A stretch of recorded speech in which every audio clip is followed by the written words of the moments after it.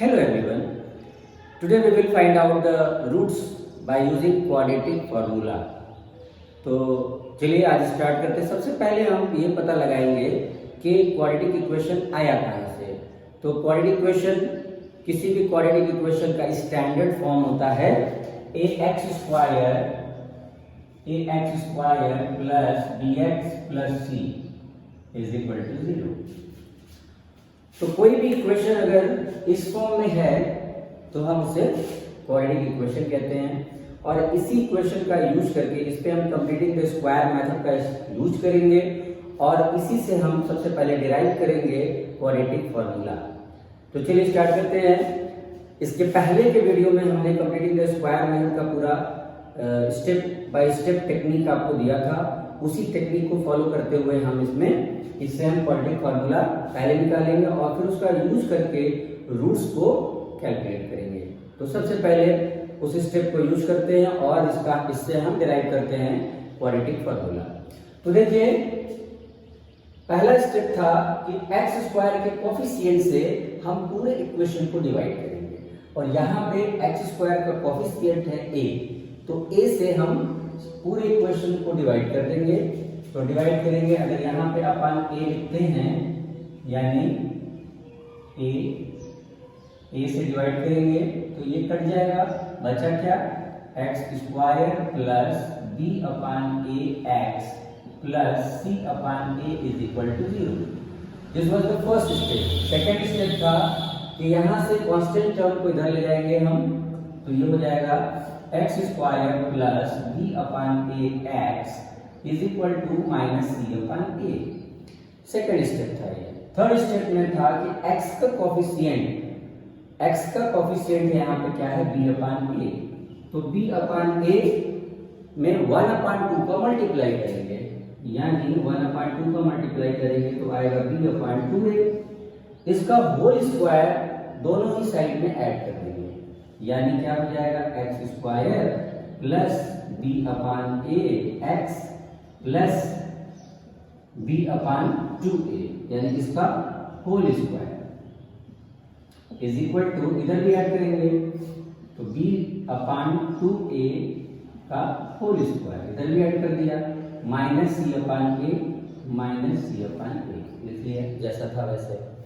ठीक है, तो यहाँ पर x इसको आप समझ लीजिए होल स्क्वायर में है, तो ये हमारा स्क्वायर कंप्लीट हो गया। यहाँ से हम लेते हैं x, यहाँ से जो ब्रैकेट में रहता है हम उसको ले लेते हैं, यहाँ से लेंगे b अपान 2a और यहाँ से लेंगे साइन, प्लस है तो प्लस माइनस है तो माइनस, तो प्लस और इसको ब्रैकेट में लेके होल स्क्वायर कर देंगे। तो this is the completing square method. यहाँ पे स्क्वायर हमने कंप्लीट कर लिया।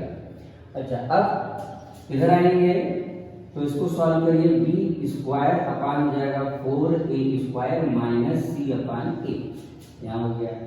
अच्छा, अगर आप इसे एक्सपैंड करेंगे तो यही आपको आएगा, ये a प्लस b का ये होल स्क्वायर हो गया।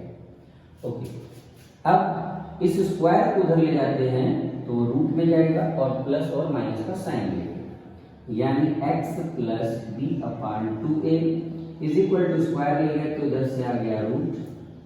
ठीक है, साथ में प्लस माइनस साइन दोनों रखेंगे और यहाँ पर देखिए इन दोनों का एलसीएम ले सकते हैं, तो ये हो जाएगा 4a स्क्वायर। अब 4a स्क्वायर से 4 स्क्वायर कैंसिल हो गया, 1 आ गया, तो यहाँ पे आएगा b स्क्वायर माइनस, अब ये a से एक कटा, एक a बच गया, 4 बच गया, 4a का इंटू c से कर देंगे तो आएगा 4ac, ये आ गया हमारा। ठीक है, और यहाँ पर आप देखिए तो इसको हम 2a इंटू 2a लिख सकते हैं। 2a इंटू 2a अगर रूट से बाहर आ जाएगा, रूट को ऊपर नीचे अलग अलग कर दीजिए, ये पूरे में रूट है तो ऊपर वाले का रूट उसको दे दीजिए, नीचे वाले का रूट नीचे वाले को दे दिया जाए, तो ये ऐसा हो जाएगा b स्क्वायर माइनस 4ac अपान 4a स्क्वायर। इसका रूट इधर दे देते हैं, इसका इधर दे देते हैं, तो इस 4a स्क्वायर को हम लिख सकते हैं 2a इंटू 2a। तो अब ये क्या आ गया, उससे बाहर आ गया, प्लस माइनस का साइन रहेगा। ठीक, अब x plus b upon 2a is equal to, यहाँ पे क्या आ गया plus minus root b square minus 4ac upon यहाँ आ गया 2a। ठीक है, plus minus b square minus 4ac upon 2a। अब हम इस b अपान 2a को उधर ले जाएंगे तो x इज इक्वल टू आ जाएगा plus minus b square minus 4ac upon 2a और इधर आ जाएगा minus b upon 2a। Okay, यहाँ पे देखिए 2a है, ये भी 2 है, डिनोमिनेटर सेम है, तो ये हम इसमें से माइनस कर देंगे, यानी plus minus root b square minus 4ac upon 2a और ये हो गया माइनस b। माइनस बी को हम आगे लिख सकते हैं और इसको पीछे लिख सकते हैं, और ये हमारा फॉर्मूला आ गया, और x इज इक्वल टू हो गया minus b plus minus root b square minus 4ac upon 2a। यही है हमारा क्वाड्रेटिक इक्वेशन, इसी को हम कहते हैं क्वाड्रेटिक इक्वेशन। ठीक है, क्वाड्रेटिक इक्वेशन, ये डेरिवेशन है क्वाड्रेटिक इक्वेशन का, और कंप्लीटिंग द स्क्वायर मेथड से ही हम डिराइव करते हैं इसको, और हम इसका यूज करके हम कैलकुलेट करेंगे, फाइंड आउट करेंगे roots of the quadratic equation. यहाँ पे a, b और c की वैल्यू रख देंगे और हम कैलकुलेट कर लेंगे। अब जरा देखिए, इसमें इस वाले हिस्से को, जो ये हिस्सा है इतना रूट के अंदर, इसको डिस्क्रिमिनेंट कहा जाता है। डिस्क्रिमिनेंट यानी बी स्क्वायर माइनस 4ac, ये आपका डिस्क्रिमिनेंट है, और इससे हम पता लगा सकते हैं, कैलकुलेशन करने से पहले पता लगा सकते हैं कि रूट्स का जो रूट्स हम कैलकुलेट करेंगे, इस रूट्स अगर हम इसको कैलकुलेट करेंगे तो नेचर उस रूट का क्या है ये हम निकाल सकते हैं। देखिए, इसको हम d से डिनोट करते हैं, यानी इसको हम क्या लिख सकते हैं डिस्क्रिमिनेंट की जगह पे ओनली d। और अगर d की वैल्यू, पहले इसको कैलकुलेट किया जाता है, और अगर इसकी वैल्यू पॉजिटिव आएगी, ये तीन चीजें हो सकती हैं d के कैलकुलेशन में, यहाँ पे दिखा देते हैं।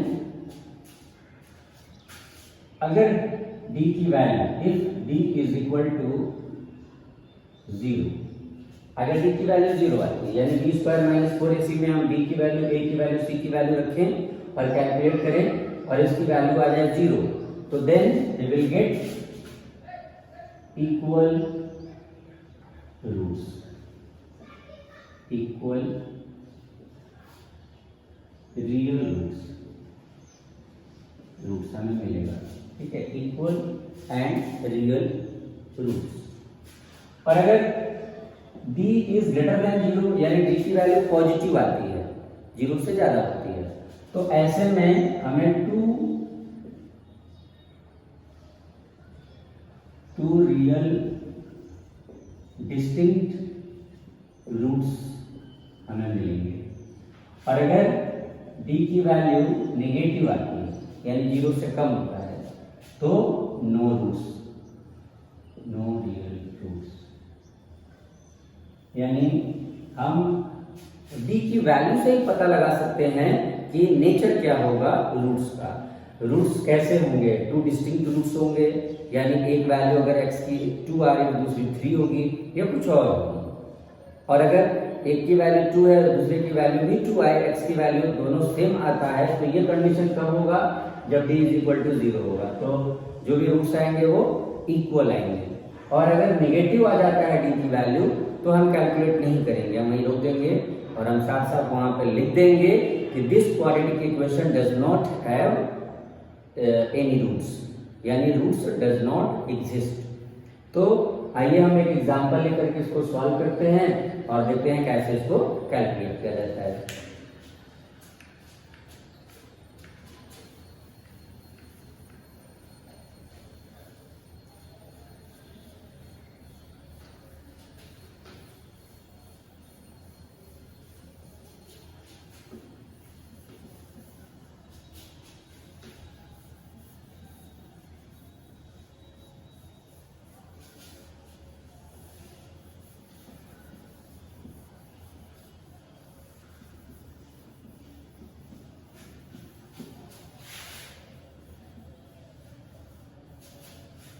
तो चलिए एग्जाम्पल ले लिया जाए।